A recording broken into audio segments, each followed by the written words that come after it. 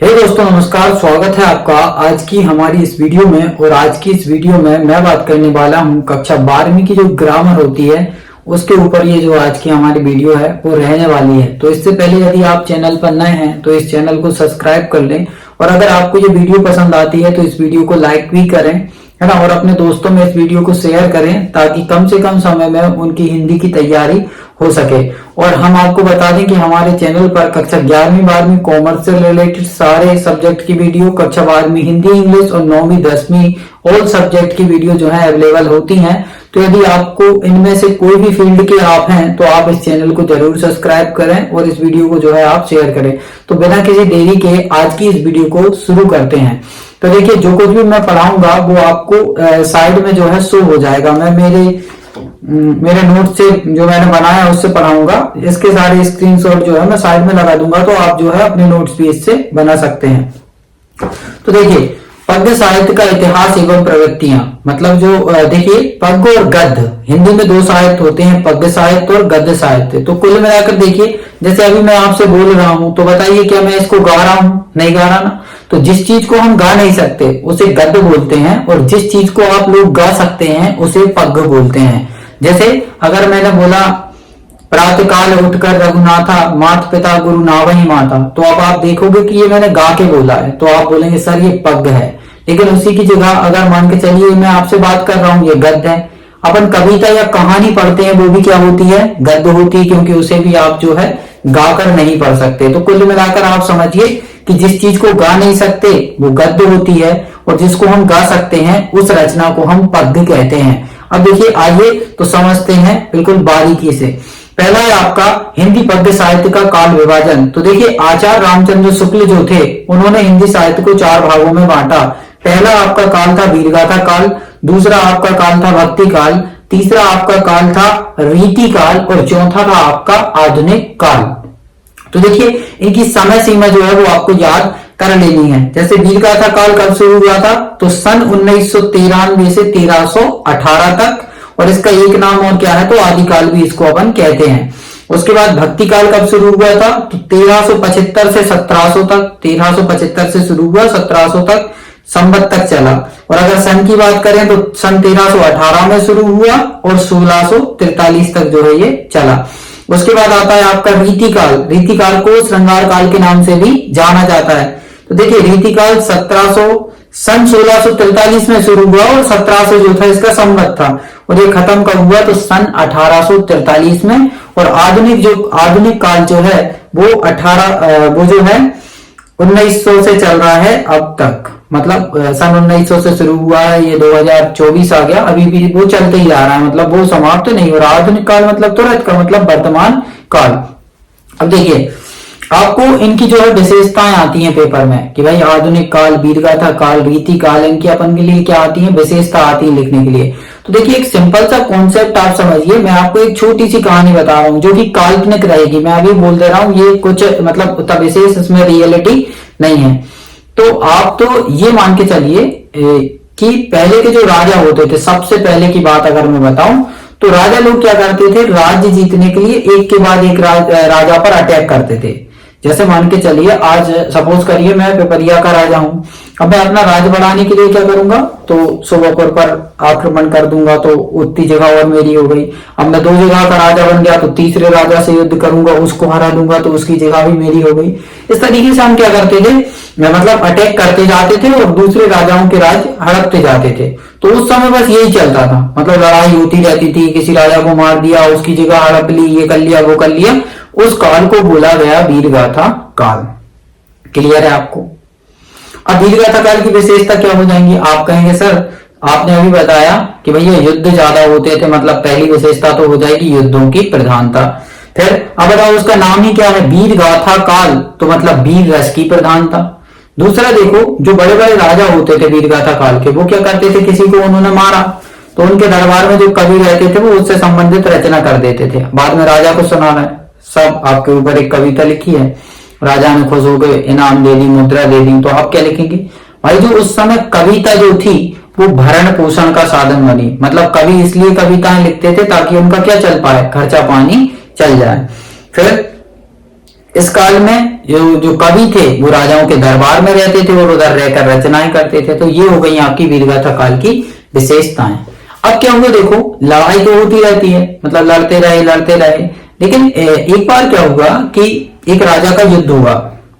उदाहरण के लिए आप लीजिए, एक राजा था, उसका युद्ध हुआ दूसरे राजा से। अब वो बहुत बड़ा राजा था, तो जो युद्ध हुआ उस युद्ध में 10 लाख सैनिक मर गए और राजा की हो गई जीत। अब सैनिक मरे तो राजा जो था वो अगली बार कहां पहुंचा, जिस जगह पर उन दो राजाओं की लड़ाई हुई थी वहां जो जीता हुआ राजा था वो पहुंचा। अब वो देखता है कि यार पूरे में लाशें ही लाशें बिछी हैं, कुछ सैनिक की पत्नी रो रही है, किसी के बच्चे अनाथ हो गए। तो उस राजा के मन में एक भावना उधर पर आई कि यार बताओ, युद्ध किसने जीता? मैंने जीता। लड़े कौन? हम दो अलग अलग राजा, और मरे बीच में कौन? बेकसूर सैनिक। तो उधर से उस राजा ने अपने मन में ठाना कि यार ये काम तो बहुत गड़बड़ है, मतलब कोई इस काम का कोई मतलब नहीं है जिससे दूसरे को नुकसान पहुंच रहा है। तो उस राजा ने क्या किया, उसका जितना भी राजपाट था पूरा का पूरा राजपाट त्याग दिया, और जो था अपनी पूरी जमीन जो थी वो उन्हीं सैनिकों को दान कर दी, और वो जो था संत बन गया। अब जब राजा ने इतना बड़ा काम किया तो जो बाकी राजा होते हैं भाई, जो और भी राजा हैं, तो जब एक राजा ऐसा कर रहा है कि उसने अपनी सारी जमीन त्याग दी, युद्ध मुद्ध करने जैसा काम उसने बिल्कुल बंद कर दिया, तो आप ही बताइए जो आसपास पड़ोस के राजा हैं वो भी क्या करेंगे? वो भी भक्ति का मार्ग अपना लेंगे भाई, कि जब इतना बड़ा आदमी छोड़ रहा है सब कुछ, तो अपन तो छोटे मोटे राजा, अपन को क्या दिक्कत। तो उस समय सब राजाओं ने जो था लड़ना भिड़ना छोड़कर भक्ति के मार्ग को अपना लिया। वहां से जो काल शुरू हुआ उसे बोला जाता है भक्ति काल। अब अगर मैं आपसे पूछूं कि आप लोग भक्ति काल की विशेषता बताइए, आप सिंपल बोलोगे सर भक्ति काल है तो भक्ति भावना की प्रधानता। अच्छा बताइए रस कौन सा होगा भक्ति काल की विशेषता में? आप कहोगे सर भक्ति करते हैं तो शांति मिलती है, मतलब शांत रस की प्रधानता। तो ये दो विशेषता। अब बताओ, जैसे मैंने आपको बताया वीरगाथा काल के कवि कहाँ रहते थे? राजाओं के दरबार में, और उधर पर रचना करते थे। लेकिन अगर मैं बोलूं भक्ति काल के कवि कहाँ रहते थे, जैसे तुलसीदास हो गई, मीराबाई हो गई, तो आप बोलेंगे ये लोग तो या तो अपनी कुटियाओं में रहते थे या मंदिरों में रहते थे। तो आप लिख सकते हैं कि कवियों का अपनी कुटिया या मंदिरों में निवास करना। साथ ही साथ वीरगाथा काल के कवि जो लिखते थे वो लिखते थे कमाने के लिए, लेकिन भक्ति काल के कवि किस लिए लिखते थे? खुद के सुख के लिए। बताइए कोई भक्ति करेगा क्या वो कमाने के लिए? तुलसीदास जी ने रामचरित्र मानस लिखी, कमाने के लिए लिखी क्या? नहीं लिखी। तो जो कवि जो थे, कविता अपने स्वयं के सुख के लिए लिखते थे। साथ ही साथ उनका जो जीवन था वो सादा रहता था, निराशा में आशा का स्वर्णिम प्रकाश था इस काल में, है ना। तो ये हो गई भक्ति काल की विशेषता। अब क्या हुआ, देखिए भक्ति बहुत ज्यादा हो गई। तो जो नई पीढ़ी के लड़के हुए राजाओं के, मतलब जैसे देखो सबसे पहले वाले राजा क्या करते थे? लड़ाई। दूसरे नंबर के राजाओं ने दूसरे राजाओं को देखकर भक्ति का मार्ग अपनाया, लेकिन उनकी जो संतानें हुई वो जो थी वो निकल गई थोड़ी बिगड़ी टाइप की। क्योंकि भाई आप देखते होंगे कि अपने घर परिवार में अगर जैसे अपने पिताजी सज्जन हैं किसी के, तो उनके कई लड़के ऐसा बेकार निकल जाता है। फिर रिश्तेदार बोलते हैं बताओ यार दाऊ तो इतना अच्छा है लेकिन लड़का देख रहे हो। तो वो कंडीशन बन गई। मतलब मतलब जो परिवार में पिता थे वो सब तो भक्ति करते थे, लेकिन उनकी संतानें बेकार हो गई। अच्छा, इन संतानों ने राज्य व्यवस्था में एक चेंज कर दिया। बोले कि भैया कम से कम एक डांसर होनी चाहिए राज दरबार में, एक डांसर। तो इस काल की विशेषता क्या हो जाएगी? देखो इस काल में नर्तिकाओं के नक्शे मतलब नाखून से सिख तक का वर्णन किया गया है। मतलब इस काल के जो भी कवि थे ना, वो नारियों के सौंदर्य का वर्णन करते थे। दूसरा देखो उसका नाम ही क्या है? रीतिकाल। और रीतिकाल का दूसरा नाम है श्रृंगार काल, मतलब श्रृंगार रस की प्रधानता। देखो नाम में ही छुपा है, श्रृंगार रस की प्रधानता। साथ ही साथ और क्या हो जाएगा? प्रकृति का चित्रण किया गया इस काल में। और क्या हो जाएगा? नवीन कलाओं का विकास हुआ इस काल में, है ना। तो ये हो गई आपकी श्रृंगार काल की विशेषताएं। और उसके बाद चला हमारा आधुनिक काल। आधुनिक काल के बहुत सारे प्रकार हैं जो कि मैं आपको बताने वाला हूं, लेकिन उससे पहले जो हमने दूसरे नंबर का काल पढ़ा भक्ति काल, उसके भी कुछ प्रकार होते हैं। तो देखिए भक्ति काल को दो धाराओं में बांटा गया, सगुण भक्ति धारा और निर्गुण भक्ति धारा। अच्छे से याद रखिएगा, भक्ति काल को दो धाराओं में बांटा गया, सगुण भक्ति धारा और निर्गुण भक्ति धारा। अब मैं आपको बताऊं कि सगुण क्या है और निर्गुण क्या है। कुल मिलाकर देखिए भक्ति भक्ति काल मतलब किसी भी चीज की क्या करना, भक्ति करने को हम भक्ति काल बोलेंगे। लेकिन भक्ति काल की दो धाराएं थी, एक सगुण और एक निर्गुण। अब सगुण मतलब क्या, देखो उसके नाम में लिखा सगुण, मतलब ऐसे भगवान, मतलब जो कवि थे वो ऐसे भगवानों को मानते थे जिनके हाथ हो, पैर हो, आंख हो, नाक हो, मतलब जैसा इंसान होता है ना, वैसे भगवान की भक्ति जिन कवियों ने करी, इस प्रकार के भगवान के ऊपर जिन्होंने अपनी रचनाएं करी, उस धारा को बोला गया सगुण भक्ति धारा। और ऐसे कवि जो कि किसी भगवान को नहीं मानते थे, बस उनका एक मंत्र होता था, अपने गुरु को मानते थे, उन्हें बोला गया निराकार ब्रह्म के उपासक, मतलब निर्गुण भक्ति धारा। तो एक सगुण है, एक निर्गुण है। अब आप लिखेंगे कैसे, तो देखिए सबसे पहले भक्ति काल को दो धाराओं में बांटा गया, पहला सगुण भक्ति धारा, दूसरा निर्गुण भक्ति धारा। उसके बाद सगुण भक्ति धारा की दो शाखाएं, एक राम भक्ति शाखा और एक कृष्ण भक्ति शाखा। राम भक्ति शाखा के प्रवर्तक कवि तुलसीदास, जिनकी रचना का नाम रामचरितमानस, और कृष्ण भक्ति शाखा के प्रवर्तक जो कवि थे वो सूरदास थे, और जिनकी रचना का नाम था सूरसागर, साहित्य लहरी, सूरसारावली, बहुत सी रचनाएं हैं इनकी भी। उसके बाद ज्ञान, जो अपनी सगुण के बाद निर्गुण भक्ति धारा थी ना, निर्गुण भक्ति धारा को भी कितने भागों में बांटा गया, दो भागों में बांटा गया, जिनमें पहली थी ज्ञान मार्गी और दूसरी थी प्रेम मार्गी। मतलब एक निर्गुण ज्ञान मार्गी शाखा और एक निर्गुण प्रेम मार्गी शाखा। निर्गुण ज्ञान मार्गी शाखा के कवि जो थे वो थे कबीरदास, और इनकी एक ही रचना थी जिसका नाम था बीजक। निर्गुण प्रेम मार्गी धारा के जो कवि थे उनकी वो थे मलिक मोहम्मद जायसी, और इनकी रचना का नाम था पद्मावत। और देखिए मैं आपको बिल्कुल बारीकी से, जो जितना चार्ट आप याद कर लेना, बारीकी से समझाता हूं। क्या होता है कि जैसे तुलसीदास, तो उन्होंने भगवान राम के बारे में लिखा। अब राम तो धरती पे जन्मे, तो उनके यहाँ जैसे अपन इंसान रहते हैं वैसे थे वो। ऐसे कृष्ण भक्ति शाखा के कवि कौन हो गए, तो सूरदास। तो सूरदास ने भी कृष्ण की लीलाओं का वर्णन किया, तो कृष्ण भी अपने जैसे अवतार लिया उनने। लेकिन अगर तुम देखोगे ज्ञान मार्गी शाखा निर्गुण की, तो कबीरदास जी जो थे उनका कोई भी दोहा उठा लो, तुम्हें भक्ति से संबंधित नहीं है। जैसे मैं उनका एक दोहा तुम्हें सुना दे रहा हूं, करत करत अभ्यास के जलमती हो सुजान, रस्सी आवत जात है सिल पर परत निशान। ऐसा कुछ उनका दोहा है ना। तो अब इसमें वो क्या बता रहे, बताओ, किसी भगवान की भक्ति बता रहे हैं क्या?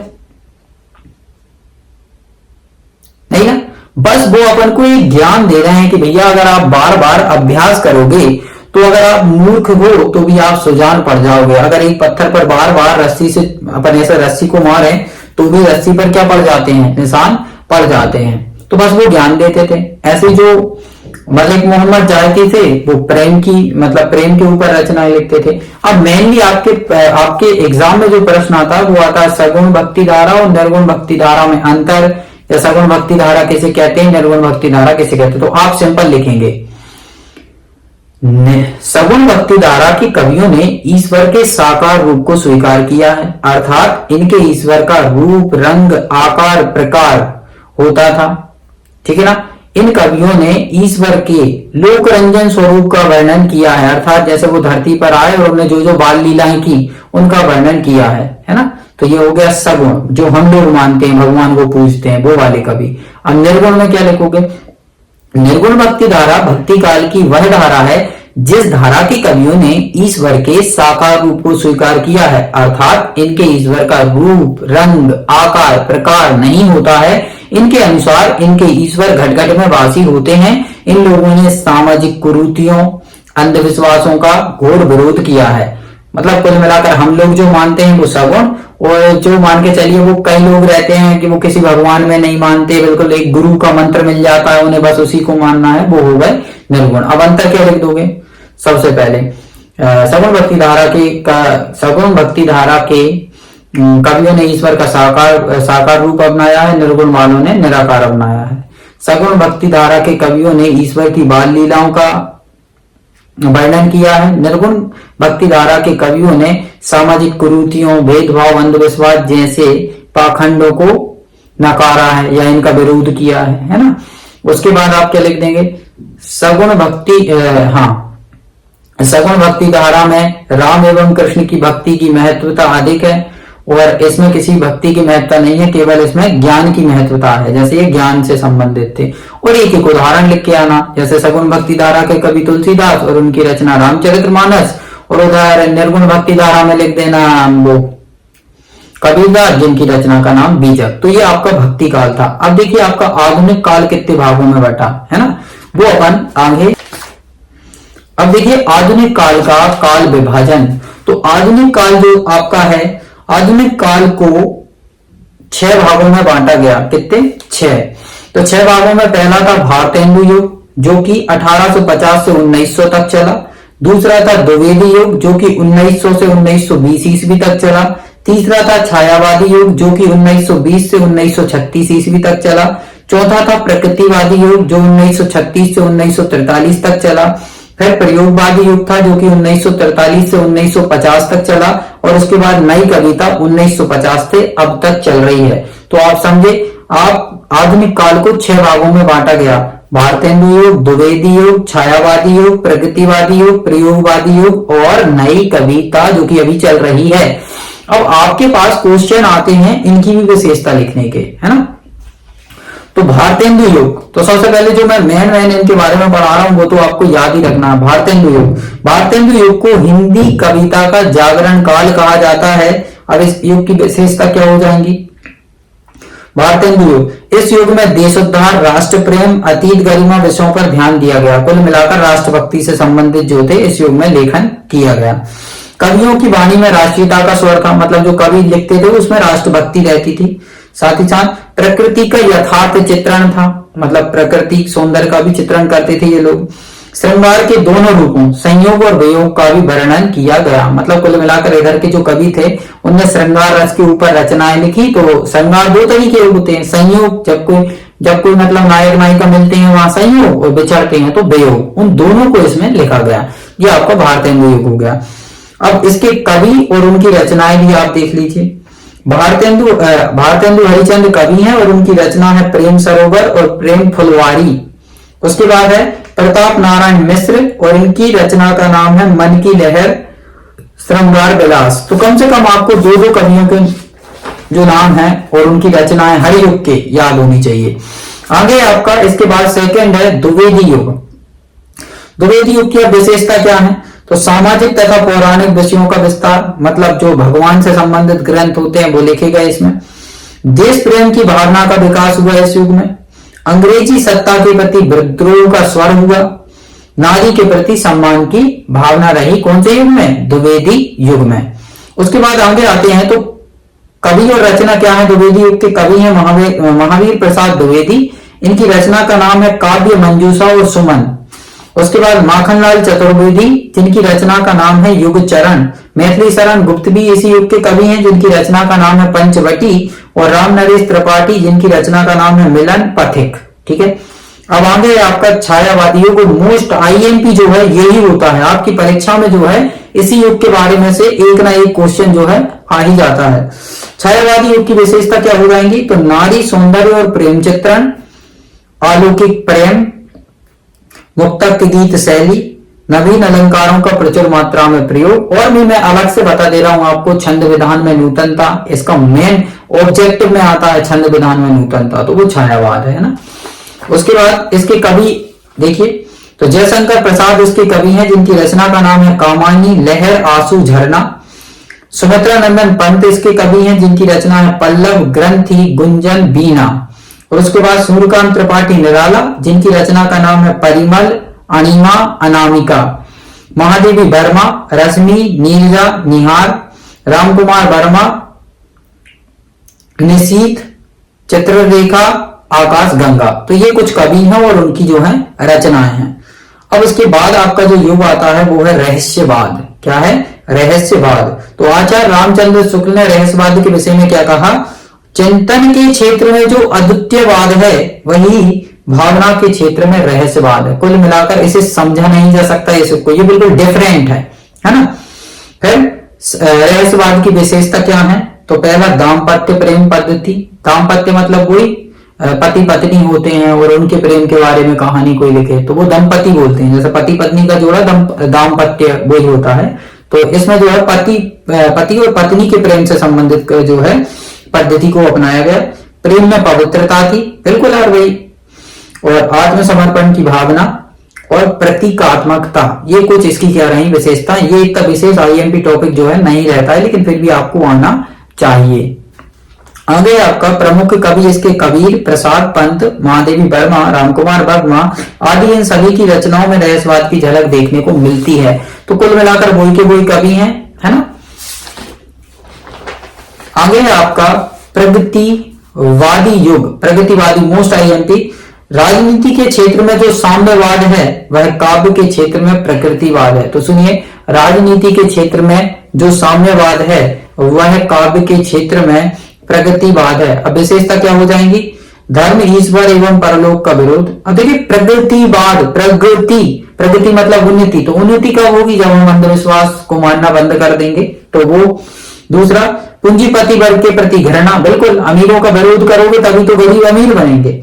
दूसरा, सरल भाषा शैली का प्रयोग किया गया इस युग में। और शोषितों के प्रति सहानुभूति, मतलब जिन व्यक्तियों का शोषण होता है, जिनके साथ अत्याचार होते हैं, कवियों ने अपने काव्य में उनके प्रति क्या दिखाई है, सहानुभूति, मतलब उनको एक टाइप से मोटिवेट किया है, उनकी मदद करने का प्रयास इसमें किया गया है इस युग में। अब इसके कवि और रचनाएं, नागार्जुन जिनकी रचना है युगधारा, सतरंगे पंखों वाली, सुमित्रा नंदन पंत युगवाणी और ग्राम्या, सूर्यकांत त्रिपाठी निराला जिनकी रचना है कुकुरमुत्ता, और शिव मंगल सिंह सुमन हिल्लोल जीवन के गान, हिल्लोल और जीवन के गान। अब है आपका प्रयोगवाद युग, प्रयोगवाद मतलब किसी चीज का प्रयोग करना, वो वाला युग, प्रयोगवाद युग। प्रयोगवाद की विशेषता हो जाती है आपकी नए नए प्रयोग किए गए इस युग में। निराशावादिता, अब भाई देखिए आप कोई भी प्रयोग करेंगे तो निराशा तो रहेगी यार। आपने कोई काम शुरू किया और उस काम में आप सफल नहीं हुए तो आपके मन में थोड़ी ना थोड़ी निराशा अंदर से तो रहेगी कि यार फेल हो गया काम, तो बस निराशावादिता। तीसरी है भावुकता के स्थान पर बौद्धिकता को बल। अब जब आप कोई भी काम करते हैं और अगर आप उस काम में भावुक हो जाते हैं तो फिर वो काम फेल हो जाएगा। अरे आपको भावुक नहीं होना, किससे काम लेना है, बुद्धि से जो है आपको काम लेना है। चौथी है साधारण विषयों पर लेखन, तो जो प्रयोगवाद था उसमें साधारण विषयों पर लेखन किया गया।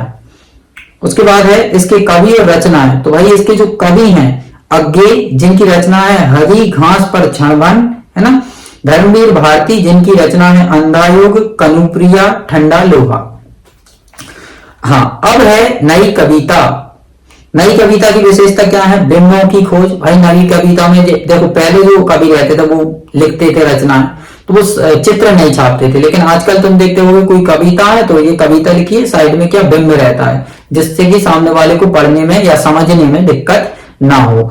उसके बाद लघु मानववाद की प्रधानता। अब भाई नई कविता जो है ना वो लघु मानव को लेकर चलती है, मतलब जैसे आज की युग में अगर तुम लोग देखो तो जो कविताएं, पिक्चरें, कोई भी चीजें चल रही हैं मार्केट के अंदर, वो कैसे लिखी जाती हैं बताओ, छोटे व्यक्ति के बारे में। भाई कोई भी कविता तुम पढ़ोगे, जैसे तुम कोई भी पिक्चर देख लो, सपोज करो दंगल देख लो, तो उसमें जो वो लड़कियां थी वो पहले तो गरीब थी, बाद में जो थी क्या बन गई थी, वो खिलाड़ी बन जाती हैं। तो कुल मिलाकर लघु मानव से शुरू होती है, मतलब छोटे व्यक्ति के ऊपर जो है रचनाएं होती हैं।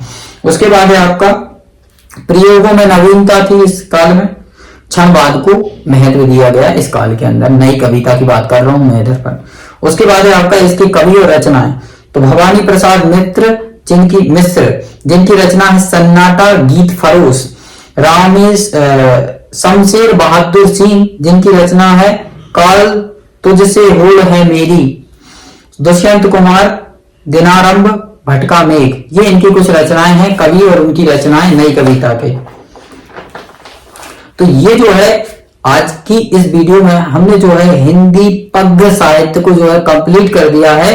हिंदी पद्य साहित्य से आराम से आपके एग्जाम में जो है कम से कम तो 4 से 5 क्वेश्चन जो है आते हैं। तो ये आज की इस वीडियो में पूरा का पूरा हिंदी पद्य साहित्य जो है हमने कवर कर दिया है। यदि आपको ये वीडियो पसंद आई हो तो इस वीडियो को लाइक कर दें, और यदि आप चैनल पर नए हैं तो इस चैनल को जो है सब्सक्राइब कर लें, ताकि आने वाली और भी जो वीडियो हैं उनकी नोटिफिकेशन आपको समय समय पर मिलती रहे। मिलते हैं आपसे अगली वीडियो में, तब तक के लिए बाय।